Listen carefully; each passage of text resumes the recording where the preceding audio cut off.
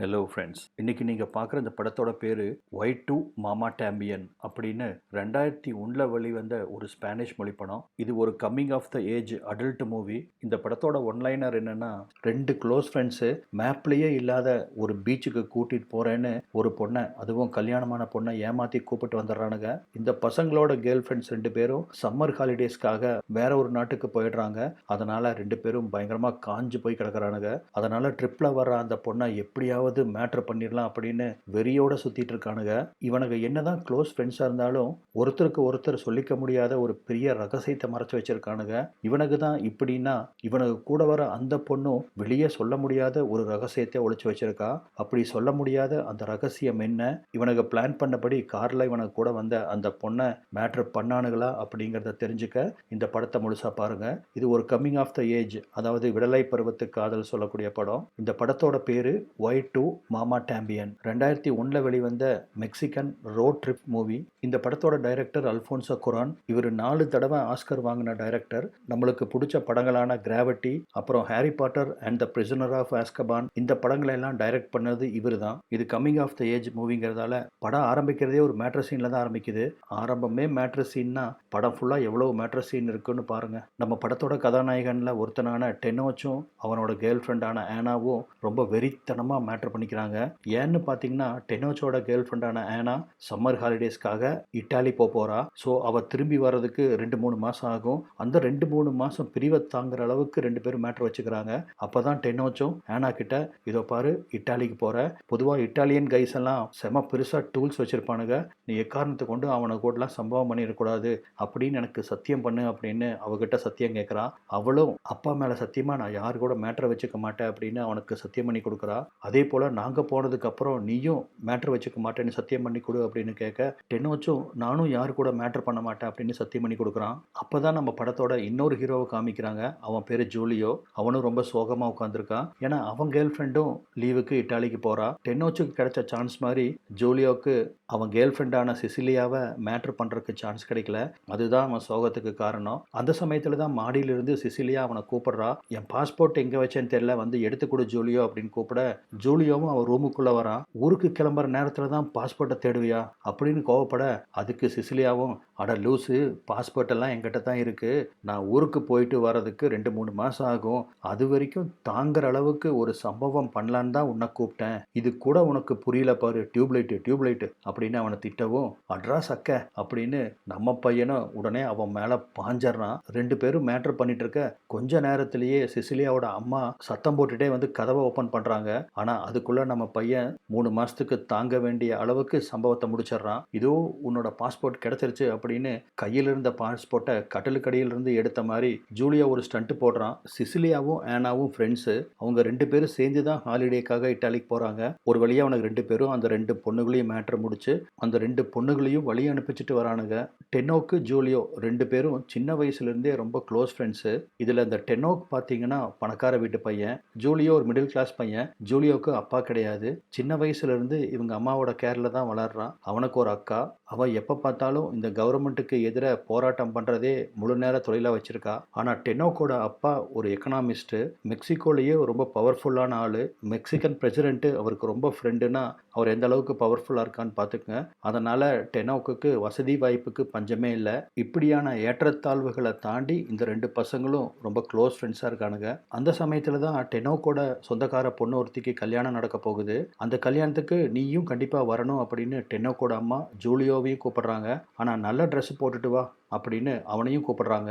அதன்படி இந்த ரெண்டு பசங்களும் அந்த கல்யாணத்துக்கு போறாங்க. அந்த கல்யாணத்துல தான் டெனோக்கோட கசின் ஒருத்தனை மீட் பண்றாங்க. அவன் பேரு ஜானோ. அவன் கூட பேசிட்டு இருக்கும்போது தான் அங்க செம்ம ஃபிகரா ஸ்ட்ரக்சரா ஒருத்தி வரா. அவ பேரு லூயிசா. அந்த லூயிசாவை பார்த்தோன்னே இந்த ரெண்டு பசங்களும் பயங்கரமா சொல்லிடுறானுங்க. ஆனா அந்த லூயிசா யாருன்னு பார்த்தீங்கன்னா அந்த ஜானோவோட பொண்டாட்டி. அவளை பார்த்த மாத்திரத்திலேயே அவளை எப்படியாவது போட்டுறணும் அப்படின்னு ரெண்டு பேரும் முடிவெடுத்து அவளை ஈ வைக்கிற மாதிரி போய் வைக்கிறானுங்க. நாங்க இந்த ஹாலிடேஸுக்கு ஹெவன்ஸ் மவுத் பிளமவுத் அப்படிங்கிற ஒரு பீச்சுக்கு போகிறோம், நீயும் வரையா, செம ஜாலியாக இருக்கும் அப்படின்னு லூயிஸாவை கூப்பிட, ஆனால் அவளா பீச்சுக்கெல்லாம் நான் ஜேனோ கூட போய்க்கிறேன், உங்கள் கூடலாம் வரமாட்டேன்டா திருட்டு பசங்களா அப்படின்னு சொல்லிட்டு அவள் பாட்டுக்கு திரும்பி நின்றுக்கிறா. ஆனால் அவள் அப்படி திரும்பி நிற்கும்போது இவனுக்கு எங்கே பார்க்குறானுங்கன்னு பாருங்க, அதுலேயே பசங்க எவ்வளவு வெறி கொண்டு சுற்றுறானுங்கிறது தெரியும். இந்த மாதிரி சமயத்தில் தான் லூயிஸாவோட புருஷன் ஜேனோ எங்கேயோ வெளியூருக்கு போனவன் தண்ணியை போட்டுட்டு வீட்டுக்கு ஃபோன் பண்ணி லூயிஸா கிட்ட, டார்லிங் நான் உங்கள்கிட்ட ஒரு முக்கியமான உண்மையை சொல்லணும், இத்தனை நாளாக உங்கள்கிட்ட அதை மறைச்சிட்டேன், நான் இன்னொரு பொண்ணு கூட தொடர்பில் இருக்கேன், என்னை மன்னிப்பியா ப்ளீஸ் அப்படின்னு தண்ணி மப்பில் பயபுள்ள எல்லா உண்மையும் போட்டு உடச்சிட்றான். இதை கேட்டு லூயிஸா மனசு உடைஞ்சு போய் புருஷன் துரோகம் பண்ணதை நினச்சி பயங்கரமாக அழுக ஆரம்பிக்கிறா. அவன் புருஷன் பண்ண தப்புனால அவனை விட்டு பிரிஞ்சு போயிடலாம் அப்படின்னு லூயிஸா முடிவு பண்ணுறா. சரி போகிறது தான் போகிறோம், அந்த பசங்க கூட ஏதோ பீச்சு சொன்னானுங்களே அந்த பீச்சுக்கு போகலாம் அப்படின்னு முடிவு பண்ணி டெனோக்கு ஃபோன் பண்ணி நான் உங்கள் கூட வரேன் அப்படின்னு அவள் சம்மதத்தை தெரிவிக்கிறா. இதனால் செம்ம ஹாப்பியான பசங்க சூப்பர் மார்க்கெட்டுக்கு போய் பழத்துக்கு போடுறதுக்காக பேக்கெட்டாக உரம் வாங்குறானுங்க. இதுக்கப்புறம் தான் இந்த படத்தில் பல சிறப்பான தரமான சம்பவங்கள்லாம் நடக்க போகுது. இப்போ அடுத்த சீன்லேயே 3 பேரும் மேப்லேயே இல்லாத இந்த பசங்களுக்கு தெரியாத அந்த பீச்சை நோக்கி பயணத்தை ஆரம்பிக்கிறானுங்க. அப்போ தான் இவனுக்கு 2 பேரும் அவனுங்களோட கேர்ள் ஃப்ரெண்ட்ஸை பற்றி லூயிஸா கிட்ட பயங்கர பெருமையாக பேசிட்டு வரானுங்க. ஏதோ தெய்வீக காதல் மாதிரி அவங்க காதலை பற்றி அவகிட்ட ஓட்டிகிட்டு இருக்கானுங்க. இதெல்லாம் கேட்டபோது தான் லூயிஸாக்கு அவங்க ஃப்ரெண்ட்ஷிப்புக்கு நடுவில் ஒளிவு மறைவே இல்லை அப்படிங்கிறது அவள் உணர்ந்துக்கிறா. ஆனால் என்னதான் ரொம்ப க்ளோஸ் ஃப்ரெண்ட்ஸாக இருந்தாலும் எல்லாத்தோட லைஃப்லையும் சில விஷயங்கள் கண்டிப்பாக மறைச்சிருப்பாங்க. அந்த மாதிரி தான் இந்த பசங்களோட லைஃப்லையும் ஒருத்தருக்கு ஒருத்தர் சொல்லிக்க முடியாத மிகப்பெரிய ரகசியங்கள்லாம் மனசுக்குள்ள வச்சிருக்கானுங்க அப்படிங்கிறது லூயிஸாக்கு தெரியாது. வழியில் ஒரு ஹோட்டலில் ரூம் போடுறானுங்க. 3 பேரும் டின்னர் டேபிளில் உட்காந்துருக்க. அப்போ தான் லூயிஸாவும் இட்டாலி பசங்களோட டூல்ஸ் எல்லாம் ரொம்ப பெருசாக இருக்கும், கண்டிப்பாக உங்கள் கேர்ள் ஃப்ரெண்ட்ஸை அவனுக்கு கூட மேட்ரு வச்சுக்குவானுங்க அப்படின்னு சொல்ல, ஆனால் இந்த 2 பேரும் அதை அக்செப்ட் பண்ணிக்க மாட்டேங்கிறானுங்க. கோடி ரூபாய் கொடுத்தாலும் சரி எங்களை தவிர எங்கள் கேர்ள் ஃப்ரெண்ட்ஸு வேற எவன் கூட படுக்க மாட்டாளுங்க அப்படின்னு ஆணித்தரமாக சொல்கிறானுங்க. நைட்டு லூசியா ஒரு ரூம்லையும் இந்த பசங்க 2 பேரும் ஒரு ரூம்லையும் போய் தங்குறானுங்க.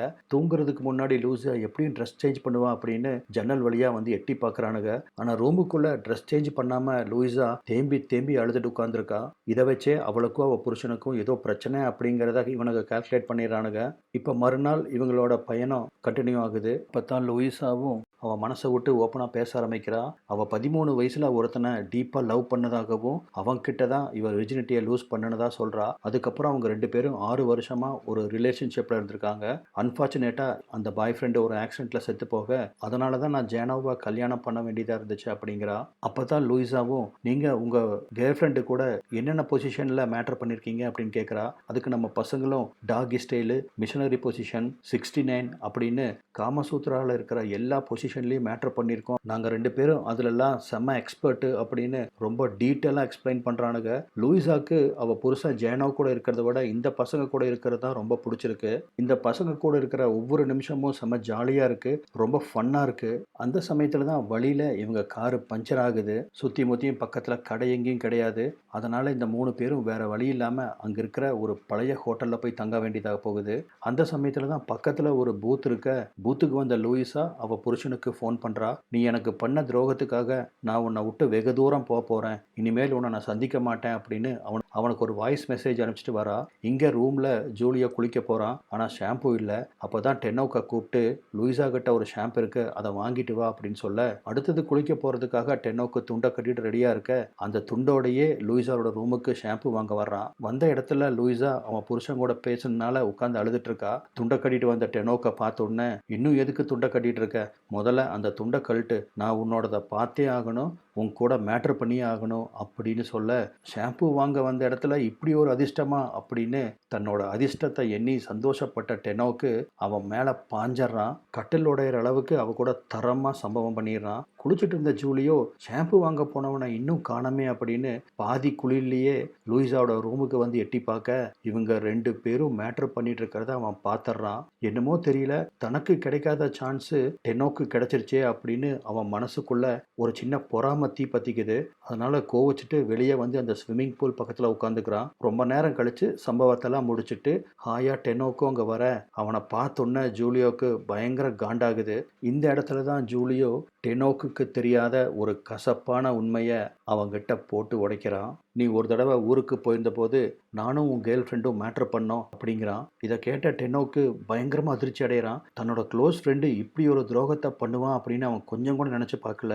தன்னோட கேர்ள் ஃப்ரெண்டையே மேட்ரும் பண்ணிட்டு இத்தனை நாள் அதை மறைச்சு வேற வச்சிருக்கான் அப்படின்னு அவனுக்கு கோபம் வருது. அவளை எப்படி பண்ணின, எந்த மாதிரி பண்ணின, எத்தனை தடவை பண்ணின அப்படிங்கிற டீட்டெயிலெல்லாம் அவங்ககிட்ட கேட்டு அவன் கூட நைட்டெல்லாம் சண்டை பிடிக்கிறான். அவனும் அந்த காமசூத்ரா புக்கில் இருக்கிற எல்லா பொசிஷனையும் பண்ணிட்டேன், ஆனால் இது தெரியாமல் நடந்துருச்சு. நாங்கள் 2 பேரும் ஒரு பார்ட்டிக்கு போயிருந்தோம், அந்த சமயத்தில் நாங்கள் குடிச்சிட்டு பண்ணினது, ஆனால் அதுக்கப்புறம் நாங்கள் அந்த மாதிரி தப்பு பண்ணவே இல்லை அப்படின்னு சொல்கிறான். டெனோக்கு இதை ஜீர்ணிக்கவே முடியல. நேற்று வேற ரொம்ப க்ளோஸாக சந்தோஷமாக காரில் பேசிட்டு வந்த 2 ஃப்ரெண்ட்ஸும் மறுநாள் ட்ராவலில் ஒருத்தர் கூட ஒருத்தர் பேசிக்காமல் வரானுங்க.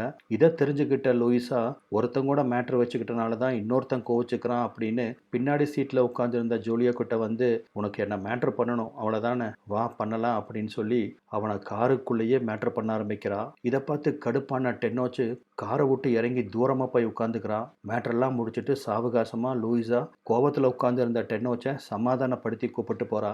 அந்த சமயத்தில் தான் டென்னோக்கு அவன் மனசில் மறைச்சு வச்சிருந்த ஒரு உண்மையை ஜூலியா கிட்ட சொல்கிறான். நீ மட்டும்தான் என்னோட கேர்ள் ஃப்ரெண்டை போட்டையா, நானும் உன்னோட கேர்ள் ஃப்ரெண்டை போட்டிருக்கேன் அப்படின்னு சொல்கிறான். ஆரம்பத்தில் ஜூலியோ இதை நம்பலை.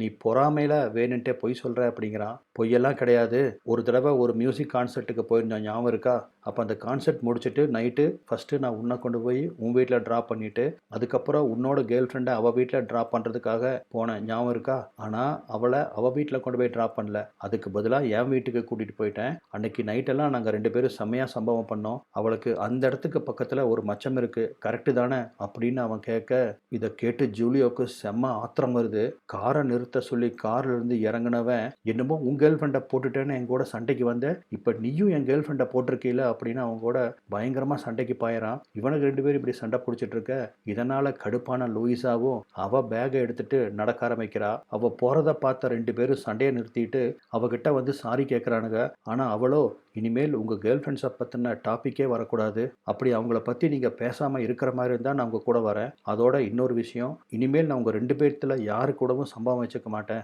இதுக்கெல்லாம் ஓகேன்னா நான் உங்க கூட வரேன் அப்படின்னு ஸ்ட்ரிக்டாக சொல்ல, வேற வழி இல்லாமல் இவனுங்களும் சம்மதிக்க லூயிஸா இவங்க கூட ட்ராவல் பண்ண ஆரம்பிக்கிறா. காரு டே நைட்டாக ட்ராவல் ஆகுது. அன்னைக்கு நைட்டு ஒரு இடத்துல காரு சேத்துல மாட்டிக்குது. இதெல்லாம் தெரியாமல் லூயிஸா பின்னாடி சீட்டில் தூங்கிட்டு இருக்கா அப்படின்னு தான் இந்த பசங்க நினைக்கிறானுங்க. ஆனால் லூயிஸா அவன் மனசுக்குள்ள இருக்கிற அந்த சீக்கிரட்டை நினைச்சு தூங்க முடியாம தவிக்கிறது இந்த பசங்களுக்கு தெரியாது. காலையில விடிஞ்சதுக்கு அப்புறம் சேத்துல மாட்டின டயரை எப்படியோ அதிலிருந்து மீட்டு வர அங்க உண்மையிலேயே ஒரு அழகான பீச் தெரியுது. அங்க ஒரே ஒரு மீனவன் மட்டும் அவன் குடும்பத்தோட தங்கியிருக்கான். அவங்கிட்ட வந்து இந்த ஹெவன்ஸ் மவுத் அப்படிங்கிற பீச்சுக்கு போகணும்னு சொல்ல, நான் உங்களை கூட்டிட்டு போறேன் அப்படின்னு சொல்றான். அப்பதான் தெரியுது இவனுக்கு அடிச்சு விட்ட மாதிரியே ஹெவன்ஸ் மவுத்னு ஒரு பீச் லொகேஷன் உண்மையிலேயே இருக்கு அப்படின்னு. அந்த ஹெவன்ஸ் மவுத்துங்கிற பீச்சுக்கு 3 பேரும் போறாங்க.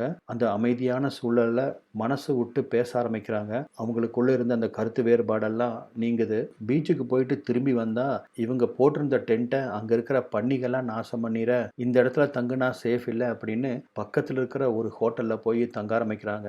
வழக்கம் போல ஃபோன் பூத்தை பார்த்த உடனே லூயிஸா அவ புருஷனுக்கு ஃபோன் பண்றா. ஒருவேளை நீ என்னை ஏமாத்தாம இருந்திருந்தாலும் கூட நான் உன்னை கண்டிப்பா விட்டுட்டு போயிருப்பேன் அப்படின்னு அவனுக்கு ஒரு வாய்ஸ் மெசேஜ் அனுப்பிச்சிட்டு போனை வச்சுட்டு வரா. அவ ஏன் அப்படி சொன்னா அப்படிங்கிறத தெரிஞ்சுக்க இந்த படத்தோட கிளைமாக்ஸ் வரைக்கும் போக வேண்டியது இருக்கும். அன்னைக்கு நைட்டு 3 பேரும் ரொம்ப ரிலாக்ஸாக உட்காந்து சரக்கு அடிச்சிட்டு இருக்காங்க.